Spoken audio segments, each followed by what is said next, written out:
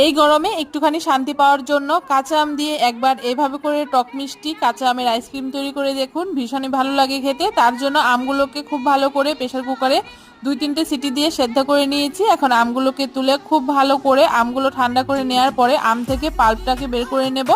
আমের পাল্পটাকে বের করে নিয়েছি। এখন একটা মিক্সিং জারের মধ্যে আমের পাল্পটাকে দিয়ে দিচ্ছি, তার সাথে পরিমাণ মতো চিনি দিয়ে দিচ্ছি, তারপর এক মুঠো পুদিনা পাতা দিয়ে দিয়েছি। এতে স্বাদ আর কালার দুটোই বেশ সুন্দর হয়। 1 প্যাকেট জলজিরা দিয়ে দিয়েছি, স্বাদ অনুযায়ী হাফ চামচ বিট নুন দিয়ে দিয়েছি।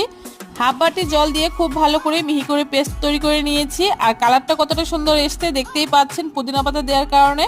এখন আইসক্রিমের মোল্ডের ভেতরে আমি এই লিকুইডটাকে ঢেলে নিচ্ছি আর তারপরে খুব ভালো করে ঢাকনা দিয়ে আইসক্রিমের মোল্ডটাকে ঢেকে দিচ্ছি।